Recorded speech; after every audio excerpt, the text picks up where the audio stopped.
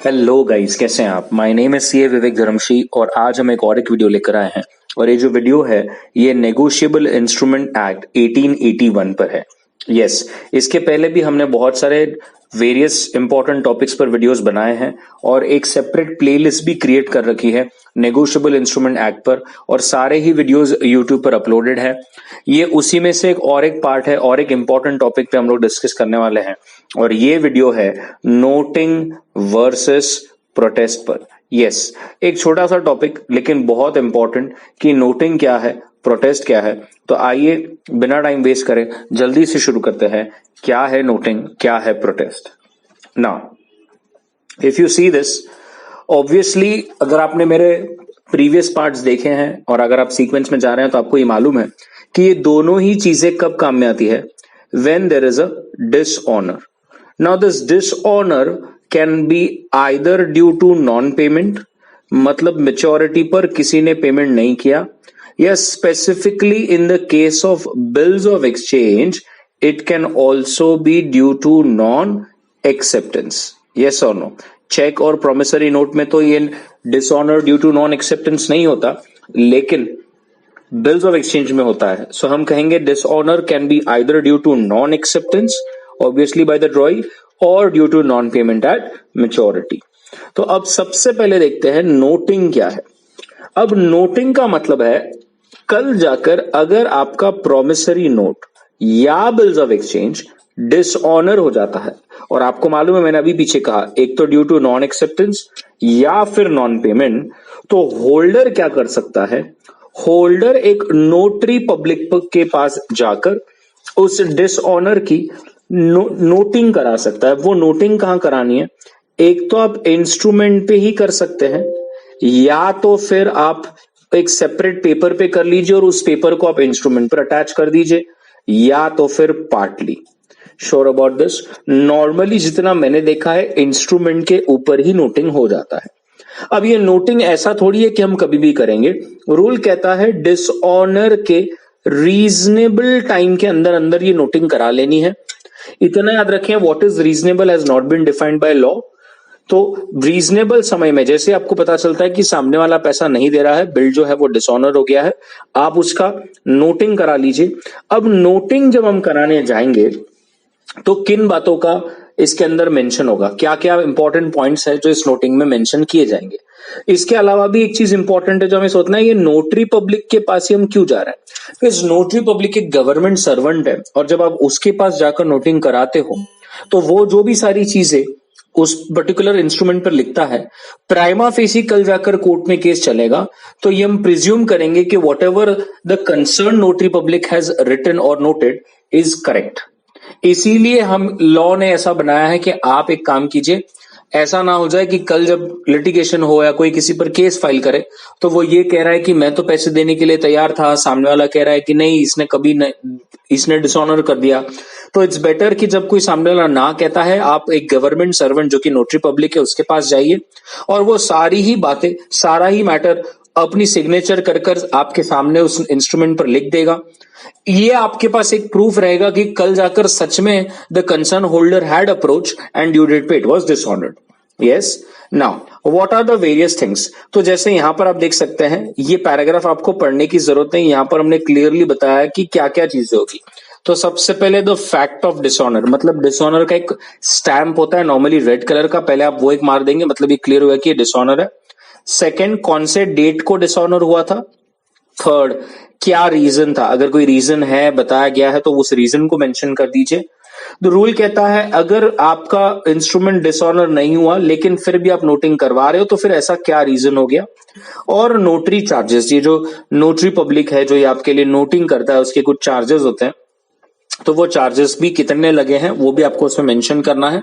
ये इसलिए करना होता है प्रैक्टिकली जब सामने वाला देने के लिए तैयार हो जाता है पैसे, तो हम सिर्फ बिल की अमाउंट नहीं बल्कि नोटिंग चार्जेस भी उससे लेते हैं। Now the noting should be done, जैसे मैंने पीछे कहा, with in reasonable time after the dishonour. Dishonour के रीजनेबल समय में आपने ये नोटिंग करा लेनी चाहिए। ठीक है, sure about this. Now noting ऐसे तो इनलैंड बिल में कंपलसरी नहीं है, और ये ना भी कराया जाए तो इससे कोई आपके राइट्स, आपकी लाइबिलिटीज को धक्का नहीं लगेगा. It will not affect your rights, it will not affect your liabilities. However it is to be noted that noting should be done in case of foreign bill. Foreign bill में noting करना चाहिए. अब noting की ही तरह एक concept है जिसे हम कहते हैं प्रोटेस्ट. अब ये प्रोटेस्ट क्या होता है? जब भी आपका प्रोमिसरी नोट या बिल्स ऑफ एक्सचेंज डिसऑनर हुआ है either due to non-payment or non-acceptance, the holder may within a reasonable time अब सिर्फ नोटिंग नहीं करेगा. प्रोटेस्ट का मतलब है नोटिंग तो होगी ही, आप उसका एक सर्टिफिकेट भी बनाएंगे और जो सर्टिफिकेट आप नोटरी पब्लिक से बना कर लाएंगे उसे कहेंगे हम प्रोटेस्ट. तो दोनों में डिफरेंस एक बेसिक से समझिए. नोटिंग में वही इंस्ट्रूमेंट पे वो स्टैम्प मारता है, डेट डालता है और लिख देता है कि डिसऑनर है. लेकिन प्रोटेस्ट में नोटिंग तो होगी ही, लेकिन उसी के साथ साथ एक सेपरेट सर्टिफिकेट भी बनेगा इस चीज का, जिसे हम कहेंगे प्रोटेस्ट. बराबर. Now if you see protest में अब क्या क्या आएगा. सो पहली बात तो ये क्लियर हो गई कि प्रोटेस्ट करने के लिए आपको पहले नोटिंग कराना जरूरी है. Right. So protest is based upon noting. ना जैसे हमने देखा कि नोटिंग में क्या क्या आता है, प्रोटेस्ट में क्या आता है. प्रोटेस्ट में सबसे पहले पूरा इंस्ट्रूमेंट जो था आपका बिल्स ऑफ एक्सचेंज या प्रोमिसरी नोट, उसे एक सर्टिफिकेट पे लिटरली जो आपका पूरा इंस्ट्रूमेंट में लिखा था वो सारी चीजें लिखी जाती है या प्रिंट कराई जाती है.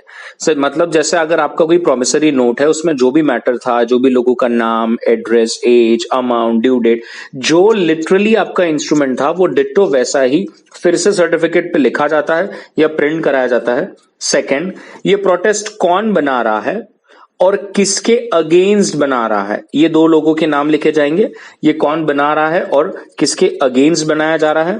थर्ड, फैक्ट्स एंड रीजंस कि भाई डिसऑनर हुआ है और रीजन क्या है. अब ये better payment for better security, ये कॉन्सेप्ट क्या है मैं आपको थोड़ी देर में बताता हूं. अगर वो डिमांड किया है तो सामने वाला उस पर्टिकुलर चीज को वहां पे मेंशन करेगा और सामने वाले ने उसका क्या आंसर दिया है वो भी यहां पर मेंशन होगा. A notary public may make the demand either in person or by his clerk or where authorized by agreement or usage by registered letter. So normally it is also stated कि the concerned notary public sometimes also visit the place जिससे पैसे लेने हैं और ये सारे questions पूछे जाते हैं और वो जो भी आंसर करेगा ये भी यहाँ पे मेंशन होता है. It also places the place and the time of dishonor. And again ये better security का आया है, मैं आपको थोड़ी देर में बताता हूँ. So जहां पर ये dishonor हुआ था वो टाइम ये मेंशन होता है. नोटरी पब्लिक अपनी सिग्नेचर करेगा. अगर if there is a case of acceptance for honour और पेमेंट ऑफ ऑनर, तो उस कंसर्न पर्सन का नाम और वो किसके ऑनर में ये कर रहे हैं वो चीज यहां पे आपको मेंशन करनी पड़ेगी. Sure. Perfect. Now, when the acceptor of a bill of exchange has become insolvent or his credit has been publicly impeached before the maturity. अब आप समझिए मैं जो आपको कब से बोल रहा हूं कि प्रोटेस्ट फॉर बेटर सिक्योरिटी क्या है. प्रोटेस्ट फॉर बेटर सिक्योरिटी का मतलब है अगर बिल का मैच्योर होने से पहले, ड्यू डेट आने से पहले जिससे आपको पैसे लेने थे वो इंसॉल्वेंट हो गया, वो जो है वो उसकी क्रेडिट इम्पीच हो गई, मतलब पब्लिकली पता चल गया कि इसने अपने हाथ ऊपर कर दिया, अब ये पैसे नहीं देगा. तो रूल कहता है मैच्योरिटी से पहले आप नोटरी पब्लिक के पास जाकर एक सर्टिफिकेट बना सकते हैं और जो एक्सेप्टर है, जो ड्रॉई है, उससे बेटर सिक्योरिटी मांग सकते हैं. मतलब एक तरह से आप उसको अप्रोच कर ये कह रहे हैं कि कल जाकर अगर समझ ले कि तू जो है अब तो तू इंसॉल्वेंट हो गया, तो जब ड्यू डेट आएगा तो मुझे कैसे पैसे देगा, तो क्या तेरे पास कोई ऐसी सिक्योरिटी है, ऐसी कोई चीज है जो तू वो मुझे दे सकता है और बिल को ऑनर करेगा. तो जो अगर वो कहता है कि हाँ डरिए मत, भले मैं इंसॉल्वेंट हो गया हूं लेकिन आपके लिए जो है मैंने सो एंड सो सिक्योरिटी रखी है और मैं आपको ये मैच्योरिटी पे दूंगा, तो आप उसकी जो मेंशन है उस पर्टिकुलर प्रोटेस्ट में सर्टिफिकेट में कर देंगे, जिससे फ्यूचर में कल जाकर कोई लिटिगेशन केस और हमारे जैसे और भी अगर कोई क्रेडिटर्स आ जाए कोर्ट में, तो हम कोर्ट में ये प्रूफ बता सकते हैं कि ये जो पर्टिकुलर सिक्योरिटी है ये हमारे लिए थी, हमारे बिल के मैच्योरिटी के लिए थी और इसे हमें ही देना चाहिए. लेकिन अगर आप एक्सेप्टर के पास जाते हो और वो आपको रेफ्यूज कर देता है, वो ना कह देता है, तो फिर that fact will also be noted कि वी हैड अप्रोच बट सामने वाले ने उसके लिए ना बोल दिया है. सो सच सर्टिफिकेट जो आप बनाते हो मैच्योरिटी से पहले उसे हम कहेंगे protest for better security. Clear है.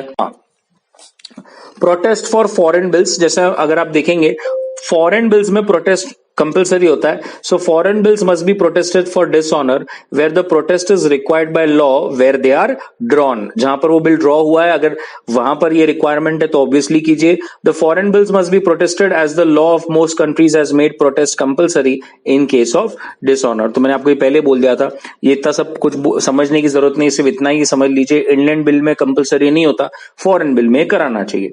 अब जैसे हमारी पीछे बात हुई थी कि रीजनेबल टाइम क्या है. So in determining what is reasonable time of presentment for acceptance or payment, for giving notice of dishonor and for noting, regard shall be had to the nature of instrument and the usual course of dealing with respect to similar instrument, and in calculating such time public holidays shall be excluded. So it is very important, they are saying you should focus on two things. First, what is the nature of instrument? Is it promissory note? Is it bills of exchange?